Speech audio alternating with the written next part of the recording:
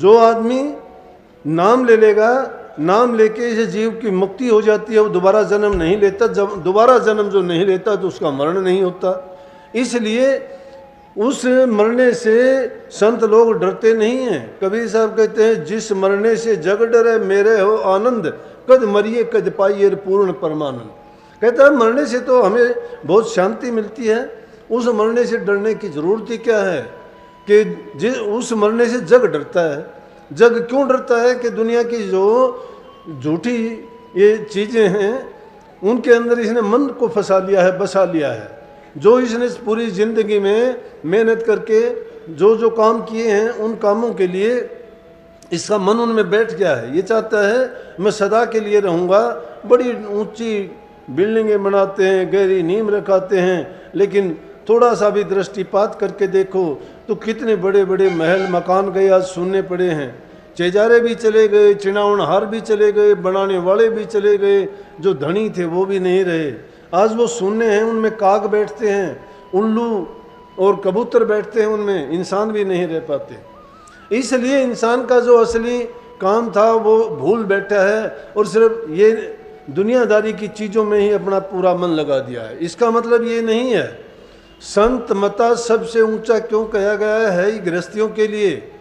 गृहस्थ में रहते हुए सारे काम अपने अच्छी तरह से करो, घर परिवार की पालना करो, अपनी रोजी रोजगार का काम धंधा करो, उससे टाइम बचा के प्रभु की भक्ति के लिए जरूर समय निकालो।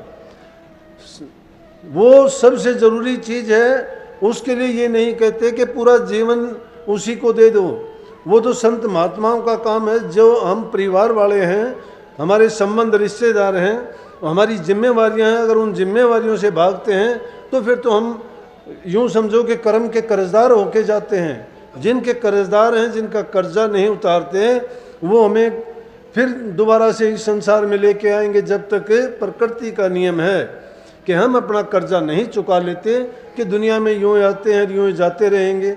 इसलिए सबसे मुख्य करके चीज़ है, आज देखते नहीं हैं, लेकिन क्या है उस सब का, घर परिवार में रहते हैं, संस्कारहीन होते जा रहे हैं, बुरे काम पाप कर्म करते हुए कोई परहेज नहीं करते हैं, दिल में ये सोचते नहीं हैं कि जो कर्म करते हैं इसका परिणाम किसको भोगना पड़ेगा। समझदार हैं, बुद्धिमान हैं, पढ़े लिखे हैं, सत्संगों में जाते हैं, कथा सुनते हैं, ज्ञान भी है, समझ भी है, लेकिन फिर भी ये भूल कैसी है, समझदारी कैसी है उनकी कि फिर भी वो ये नहीं सोचते कि उनका परिणाम बुरा होगा। और देखते हैं रोज़ाना वो पाप कर्म ही क्यों बढ़ते जा रहे हैं, अच्छे काम करने में क्यों नहीं, क्योंकि उन बातों को वो सच्चाई के साथ अपनाते नहीं हैं, जीवन में परिवर्तन नहीं लाते हैं। इसका मतलब है कि उनके दिलों में विश्वास और श्रद्धा दृढ़ करके नहीं है। और जिनका विश्वास पक्का है तो निश्चित रूप से हर प्रकार की सुखी जीवन बिताने की ये कला है कि तुम थोड़ा भी टाइम अगर निकाल के नाम के सुमरण में भी मन लगा दोगे, नाम के सुमरण में भी मन लगा दोगे तो भी तुम्हारा बेड़ा पार हो जाएगा। लेकिन हम तो करते क्या है कि भूले से भी कभी जबान से नाम लेना ही नहीं चाहते हैं, सोते उठते बैठते जागते। संतों ने तो कहा है कि अगर अपने सारे कामों को सिद्ध करना चाहो तो सोते उठते बैठते खाते पीते नाम को याद रखो, काम करते रहो, हाथ से काम करो लेकिन मन से नाम को जपते रहो, करना चाहिए उसको। लेकिन ये नहीं है कि उठते बैठते नहीं। मैं तो कहता हूँ कि थोड़ा टाइम भी, ये कलयुग है, काल चक्कर चलता रहता है। सतयुग गया, त्रेता गया, द्वापर गया, कलयुग है। कलयुग में अधर्म ज़्यादा होगा, लेकिन इस काल में भी जिनके पास गुरु भक्ति है, जो गुरु के उपदेश और शिक्षा के अनुसार अपने जीवन को चलाते हैं, उनके लिए आज भी सतयुग रहेगा। उनके लिए कलयुग कुछ भी नहीं है, ना उनके लिए कलयुग पहले था ना आज है। इसलिए धर्म के रास्ते पे चलने वाले, बुराइयों से अपने आप को बचाने वाले, दूसरों के कल्याण और भलाई परोपकार के काम करने वाले हमेशा सुखी रहते हैं, क्योंकि उनके मन में प्रेम, सेवा भावना, श्रद्धा और भक्ति की लालसा हमेशा बनी रहती है। और जो इन कामों में अपने मन को लगाता है वो कभी पाप कर्म में लिप्त हो ही नहीं सकता। लेकिन इसके साथ साथ एक सत्संगी को चाहिए कि अपने मन की निरख परख करता रहे, मन की निरख परख का मतलब है कि ये मन एक घड़ी में कुछ करता है, दूसरी घड़ी में कुछ करता है। स्वार्थ के लिए, लालच के लिए बह जाते हैं हम, छोटी सी बात के लिए भूल जाते हैं थोड़े से समय में ही, क्योंकि भूल कौन डालता है? मन डालता है। ये इसकी ज़्यादा चलती है क्योंकि काल देश में काल ने इसी को अपना एजेंट बना के छोड़ा हुआ है। तो हमारा मन अगर ढूंढने से इसको टोके तो नहीं मिलता है, कहीं भी नहीं मिलता, कितनी भी टो करो ना ये शरीर में दिखाई देता है। मन बुद्धि से विचार करो तो भी वहाँ नहीं मिलता है। लेकिन मन है क्या? वो एक ऐसी कल्पना है और वो कल्पना ही करता है, कल्पनाओं में हमें डबोए रहता है, सपन में भी, जागते भी और निद्रा के टाइम में भी। तीनों अवस्थाओं में मन की चलती रहती है। शरीर आराम करता है, सो जाता है, फिर भी मन जागता रहता है, कहीं का कहीं लेके जाता है। कुछ के कुछ सपन आते हैं, किसी से झगड़ा होता है, कहीं प्यासे मरते हो, कहीं भूखे मरते हो, कभी कुछ दिखाई देता है। और उसमें जैसी हरकत होती है, एक अचानक उठ जाते हो, देखते हो कि सपने में कुछ था, यहाँ कुछ है, कुछ नहीं। लेकिन इस मन का क्या, मन शैतानी करता है। इस शैतान को रोकने के लिए तरीका है। किस प्रकार से कि एक सेठ था, पुराने ज़माने की बात है, सुबह घूमने के लिए जाता, शौच आदि के लिए, पानी का लोटा साथ लेके जाता। शौच आदि के बाद में, शौच होने के बाद में जो पानी बच जाता तो एक आग का पेड़ था, उसमें पानी डाल देता। जो जानबूझ के तो किसी चीज़ की पूजा पाठ करते हैं वो तो उससे कितना खुश होगा। कोई पीपल की पूजा करता है, कोई बड़ की पूजा करता है, कोई तुलसी की पूजा करता है, कोई अनेक प्रकार की ऐसी पूजाएं हैं जिनको हम पवित्र मान के उनकी पूजा करते हैं। उनका लाभ भी है हमें, लेकिन उस लाभ को समझने का तरीका अलग अलग है सबका।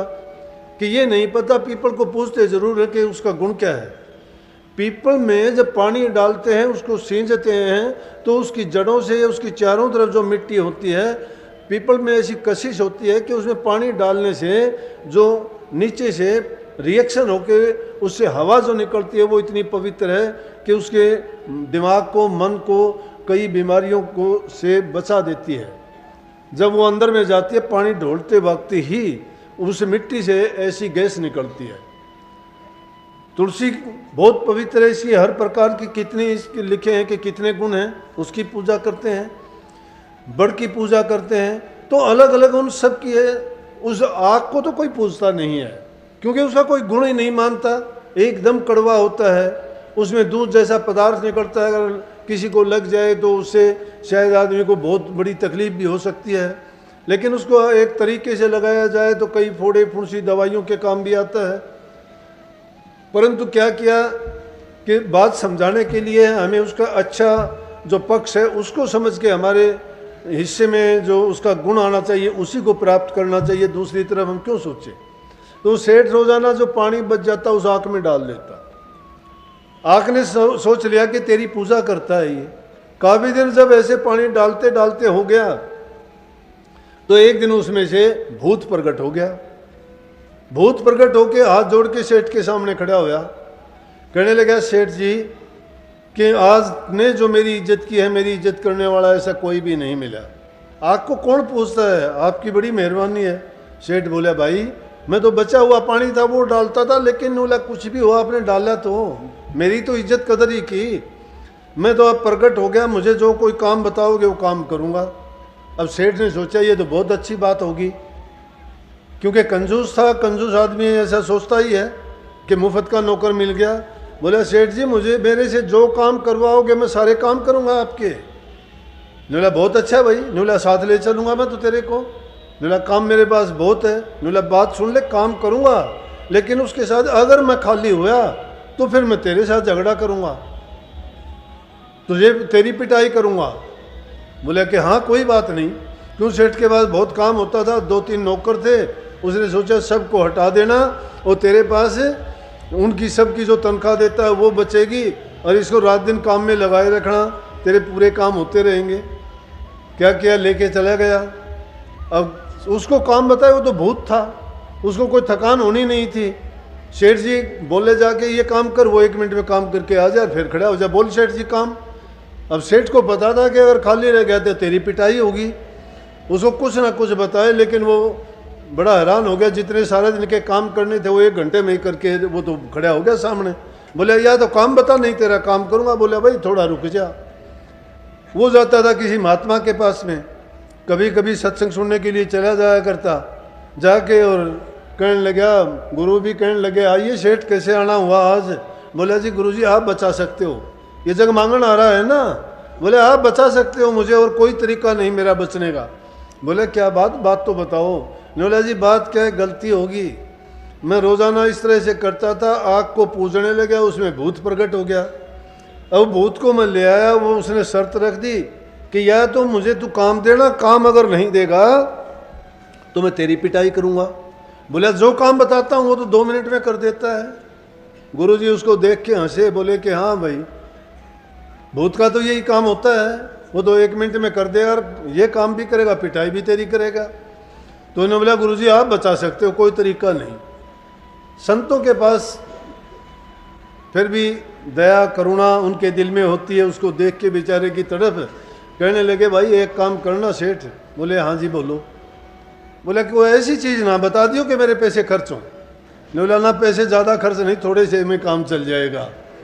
बोला एक बांस ले आना, लंबा सा बांस लेके आइए और उसको दुकान के सामने गाड़ दिए। बोला जी ठीक है। बोला उसको काम बताना, और काम करके जब वो वापस आके तेरे से पूछे ना कि जी सेठ जी काम बताओ, तो उसको ये कह दिया कर ये बांस पर चढ़ और उतर। बस वो गया, जाके कहने लगा कि हाँ भाई काम बता सेठ जी। जो कोई काम थे वो बताए, और बताने के बाद में बोला जी हाँ काम बताओ। बोला बांस पे चढ़ जा और उतरता रहे जब तक काम होगा, फिर मैं बुला लूँगा तुझे। भूत ने सोचा कि इलाज। बोला भाई कहीं गुरु के पास जाता है। बोले हाँ जाता हूँ, मेरा गुरु है। बोला ये बात उसने बताई होगी। बोले हाँ। बोला भाई वो तो बांस गाड़ दिया। ये सुनी होगी ना, कहावत बनी हुई है कि बांस गाड़ दिया। वो भूत कहने लगा भाई वो तो बांस गाड़ दिया मेरी जान ने। लाला जी मेरी राम राम, मैं तेरे पास नहीं रुकूंगा। तो ये मन है वो शैतान, ये मन रुकता नहीं है। ये मन तो क्या करता है कि 1 मिनट में सारे काम करके आ जाता है। अभी बैठे बैठे देख लो, जो चीज़ तुमने देखी है यहाँ बैठे, और 1 सेकंड में सब घूम घाम के फिर आ जाएगा मन आपके पास में, देर नहीं लगाता। लेकिन इस मन को वहाँ से रोकने के लिए क्या है बताया संतों ने कहा नाम रूपी बांस गाड़ दो। नाम रूपी बांस जब हृदय में गाड़ दोगे और इसको कह दे कि इसका सुमरण कर मन को, मन जब उसके सुमरण में लग जाएगा ये कहीं नहीं जाएगा। और मन अगर दौड़ता रहता है, मन भागता रहता है, तो ये शैतानी जरूर करेगा। जब भी खाली होगा शैतानी करेगा, तुम्हें मारेगा, ये कोई ना कोई शैतानी करवा देगा, उल्टे सीधे कर्म करने इसने। इसलिए मन को नाम में लगाओ, लेकिन मन को ये ना सोचो मन के जाने के लिए जगह ही नहीं है। मन को रोकने का तरीका है, शरीर को ना लेके जाओ मन के कहने से। मन जा तो जान दे गए के राग शरीर, बिन चल्ले चढ़े कबान का कैसे लागे तीर। अगर तीर को कबान के ऊपर नहीं चढ़ाओगे, तीर अपने आप जाके नहीं लगता है। मन अगर घूमता है इसको घूमने दो, देखते रहो ये घूमता फिरता है, थोड़ी देर में घूम फिर के कहाँ आएगा। रहने का स्थान शरीर का ही है, वापिस इसमें आ जाएगा। इसलिए जब भी ये इधर उधर की बात सोचता है, मन में इसके कोई बात आती है, तो इसको घेर फेर के मन की ओर लेके आओ, सुमन की ओर लेके आओ।